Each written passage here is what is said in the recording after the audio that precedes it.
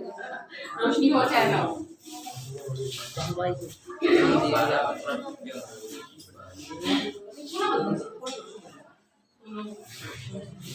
हो गया। आज हम लोग क्या स्टार्ट कर रहे हैं, कौन सा लेसन स्टार्ट कर रहे हैं? इकाई 10। इकाई 10 में आपका नाम है लेसन का फसल उत्पादन। फसल उत्पादन। अब इसमें दो लफ्ज हैं, एक है फसल और एक है उत्पादन। दोनों को समझना जरूरी है। हाँ के नीचे बिंदी रख देंगे। सही प्रोनाउंसिएशन इसका क्या है? फसल। फसल। इसको आप फसल नहीं कहेंगे कभी भी। क्या कहेंगे? फसल। फसल कहेंगे। देखिए यहाँ पर हा के नीचे बिंदी रखी हुई है। तुम्हें जगह नहीं मिली बैठने को? बिठा लो वहां पे, अपने पास बिठा लो, जाओ।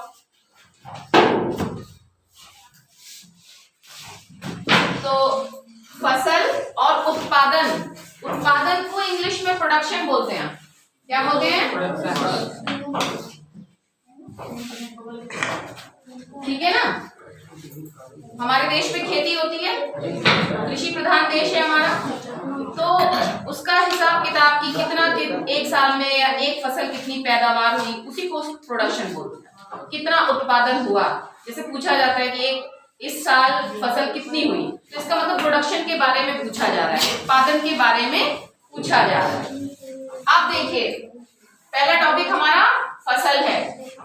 इसको क्या प्रोनाउंस करेंगे आप? फसल।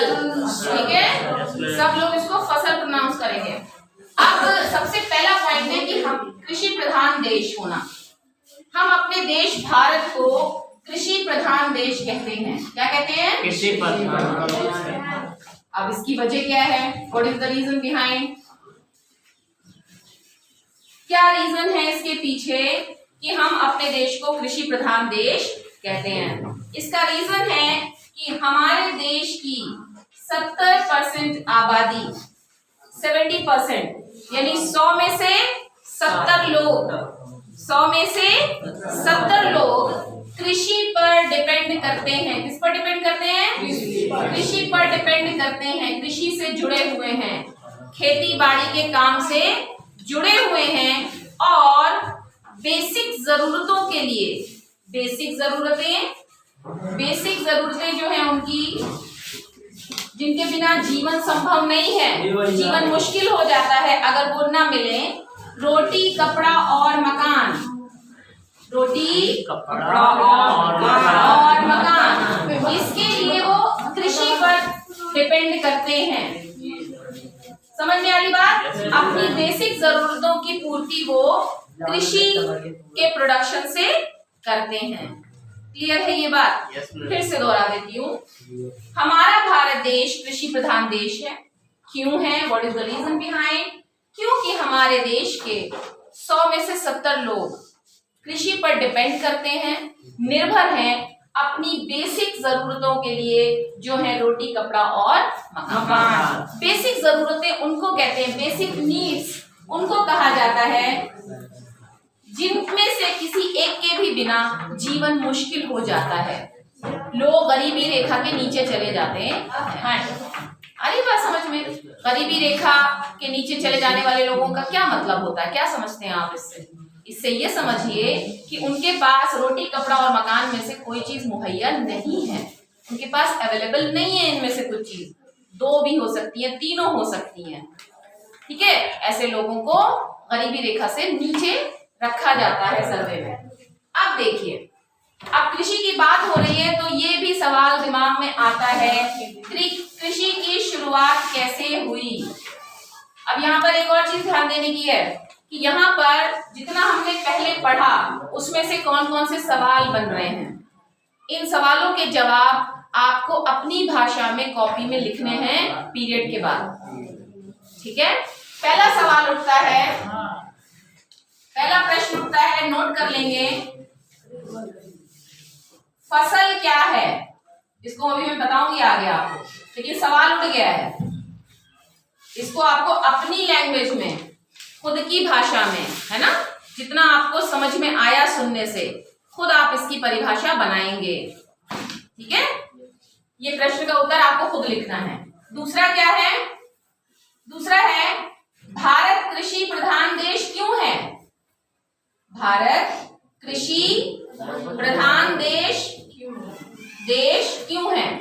अब मैंने आपको बता दिया है, जितना आपको याद रह गया हो, और बुक भी खोल के देखना है आपको उत्तर लिखने से पहले। क्या करेंगे? जो मैंने आपको बताया उसको ध्यान करेंगे, और उसके बाद किताब खोल के देखेंगे, किताब में जो इन्फॉर्मेशन दी हुई है, दोनों को मिला करके आपका दिमाग क्या कहता है कि हमारा देश कृषि प्रधान देश क्यों है। आ जाओ, चुपचाप बैठो, बातें नहीं करना है, चलो खामोशी से बैठ जाओ। उसके बाद कृषि की शुरुआत क्यों हुई? अब इस सवाल पे वापस आते हैं। कृषि की शुरुआत कैसे हुई? कैसे हुई होगी? अंदाजा लगाइए, अंदाजा लगाइए, क्योंकि उस वक्त का कोई लिखित रिकॉर्ड तो नहीं है। इनको लिख के दे दो, टोटल करके एक बच्चा लिख के दे दो, बस अंदाजा लगाया जा सकता है ना?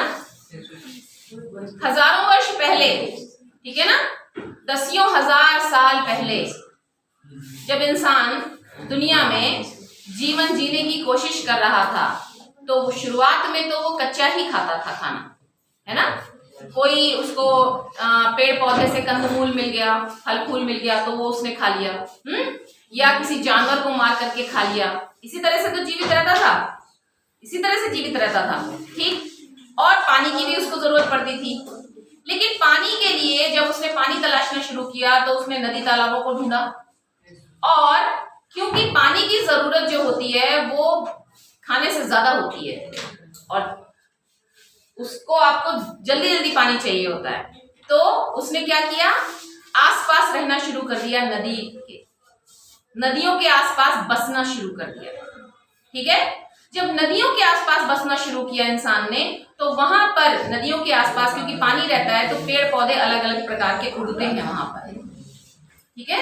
तो वहां पर जब उसको नई नई प्लांट्स प्राप्त हुए, उसने उनको चखा, तो वहां से उसने खेती करना सीखा होगा ना। कोई अच्छी चीज अगर खाने को मिली होगी तो उस पौधे को पर उसने गौर किया होगा इंसान ने कि इसको अगर हम उपजाएं, इसको हम करें, है ना, तो हमको खाने के लिए आसानी होगी। इस तरह से कृषि की शुरुआत हुई दसियों हजार साल पहले, ठीक है। अब आ जाते हैं फसल पर। फसल क्या है? बाहर भेज दूं तुमको मैं? बाहर जाओगे? चले जाओ बाहर। फसल क्या है, इसकी परिभाषा ध्यान दीजिए इस बात पर। ये एक आपका खेत है, खेत तो देखा है आपने गांव में, ठीक है। इसमें बहुत सारे गन्ने के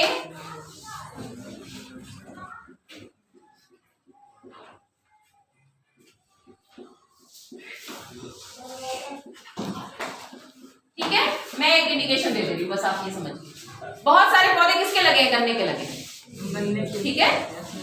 समझ में आई बात? आप देखिए, ये एक खेत है,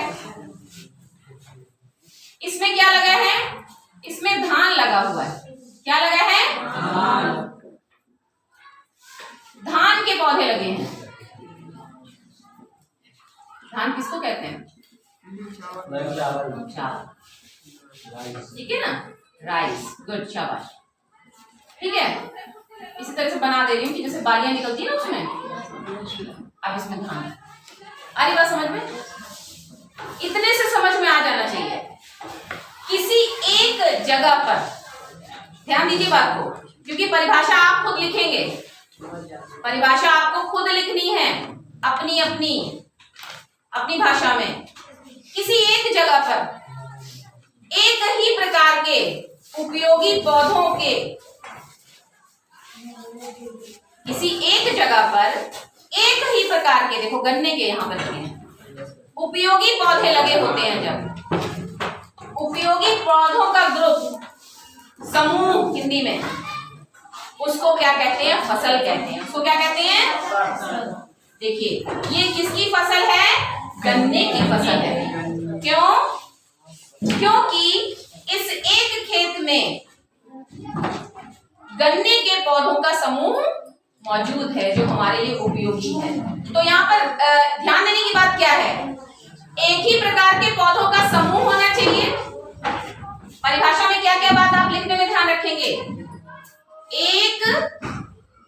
प्रकार के पौधों का समूह, ये बात जरूर आनी चाहिए आपकी परिभाषा में, ये पॉइंट जरूर कवर होना चाहिए। और वो जो समूह हो, पौधे हो, दूसरा पॉइंट क्या होना चाहिए आपका कि जो पौधे हैं वो उपयोगी होने चाहिए। कटीली झाड़ी अगर एक जगह पर उगाएगी तो वो उपयोगी नहीं है, वो फसल नहीं होगी ना। उपयोगी पौधों की बात है, उपयोगी पौधों के समूह की बात है। दो इंपॉर्टेंट बातें हैं फसल की डेफिनेशन में आपको लिखने के लिए। उपयोगी पौधों का समूह होना चाहिए, एक जगह पर उसको लगाएंगे। ये किसका समूह है? ये धान के पौधों का समूह है, तो ये धान की फसल कहलाएगी। अब क्लियर हो गई ये बात कि फसल क्या चीज होती है? याद करने की जरूरत नहीं होनी चाहिए। आपको कहा जाए लिखो फसल क्या होती है, फौरन लिख लें आप। दो बातें खाली याद रखनी है, एक जैसे पौधों का समूह जो उपयोगी हो, एक जगह पर लगाया जाए इकट्ठा, वो फसल है। याद हो गया? क्या दिक्कत है? कोई दिक्कत नहीं ना। फसल के, अब फसल तो हम जान गए क्या होता है, अब हमें ये भी जानना है कि फसल के प्रकार, कितने प्रकार की फसल होती है। यहाँ पर याद करने की जरूरत है, थोड़ा रटना पड़ेगा, लेकिन क्या करेंगे, थोड़ी सी ट्रिक लगा लेंगे। थोड़ी ट्रिक लगाएंगे तो याद करने में आसानी होगी।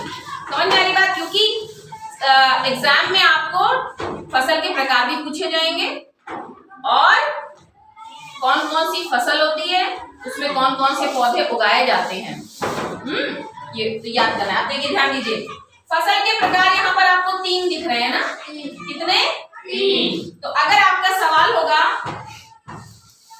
प्रश्न आपसे पूछा जाए फसल कितने प्रकार की,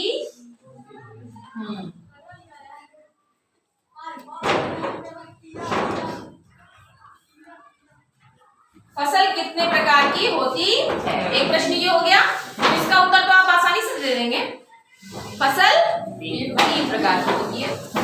अच्छा, फसल के प्रकारों के नाम लिखें। फसल के प्रकारों के नाम लिखें। क्या नाम लिखेंगे? खरीफ। इसमें भी बिंदी लगेगी, इसको आप खरीफ नहीं कहेंगे, इसको आप खरीफ कहेंगे। क्या कहेंगे? खरीफ कहेंगे। रबी और जायद, इसमें आपका उत्तर ही हो जाएगा, है ना। रबी, खरीफ और जायद, ठीक है। अब देखिए, तीनों प्रकार की, यहां तक तो थोड़ा आसान है। 3 प्रकार की फसल, खरीफ, रबी और जायद, ठीक है, इतना तो याद करना आसान है। आगे दिक्कत है, खरीफ की फसल, प्रश्न क्या उठ रहा है? खरीफ की फसल को बोने का, बुआई का टाइम क्या है? खरीफ की फसल का प्रश्न क्या हो रहा है?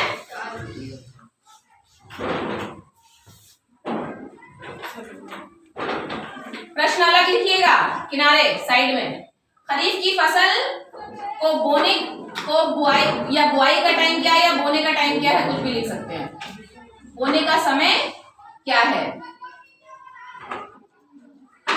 क्या है समय? ये देखिए यहाँ पर उत्तर है आपके, जून से अक्टूबर। जून से अक्टूबर, यानी जून में बुआई की शुरुआत हो जाएगी, है ना। अक्टूबर तक आपको फसल काट लेंगे आप, मतलब ये टाइमिंग है उसका, टोटल टाइमिंग फसल के उत्पादन को प्राप्त करने का, फसल के प्रोडक्शन का। यहां से जून से शुरुआत होगी, यहां अक्टूबर में आके आपको फसल तैयार मिलेगी। चावल और मूंगफली, इसको याद करना पड़ेगा। खरीफ की फसल में कौन से उदाहरण आते हैं? चावल और मूंगफली। तो इसमें प्रश्न क्या उठ रहा है? प्रश्न क्या बनाएंगे? खरीफ की फसल के 2 उदाहरण दीजिए। खरीफ की फसल के 2 उदाहरण दीजिए, चावल और मूंगफली। आ रही बात समझ में? ठीक है। अब देखिए, खरीफ की फसल जून से अक्टूबर तक का टाइम है, अगर मान लीजिए ये टाइमिंग भूल रहे हैं आप, तो इसको ऐसे याद करिए, खा से पहले क्या आता है, का आता है, और अक्टूबर में का आता है आधा।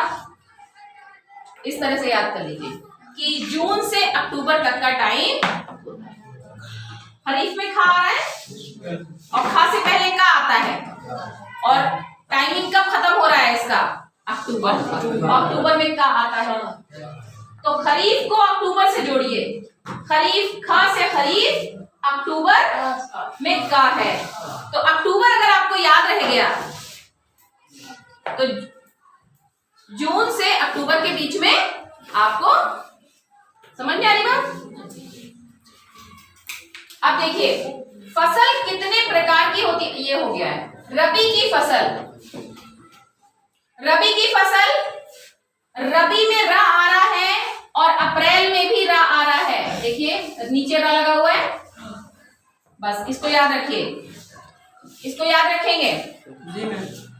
रबी की फसल का प्रोडक्शन कब मिलेगा, उत्पादन अप्रैल में। अप्रैल याद रखो, आगे के महीने नवंबर दिसंबर, ठीक है, समझ में आ रही बात। लास्ट वाला मंथ से जोड़ के याद रखो, है ना, उससे आगे के 4 महीने कर लो हिसाब। जायद, हाँ जायद जून, ये तो बहुत आसान है ना। जा से जा मिला दो, याद हो जाएगा। अब कोई नहीं भूलेगा, मुझे लगता है भूलोगे नहीं भूलोगे।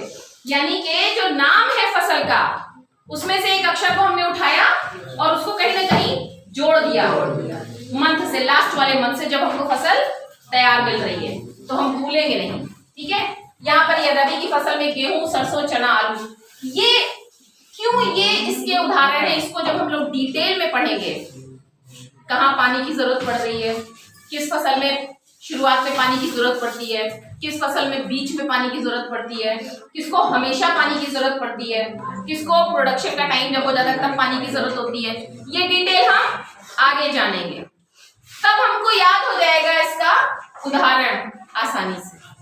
क्लियर है बात, नोट कर लीजिए।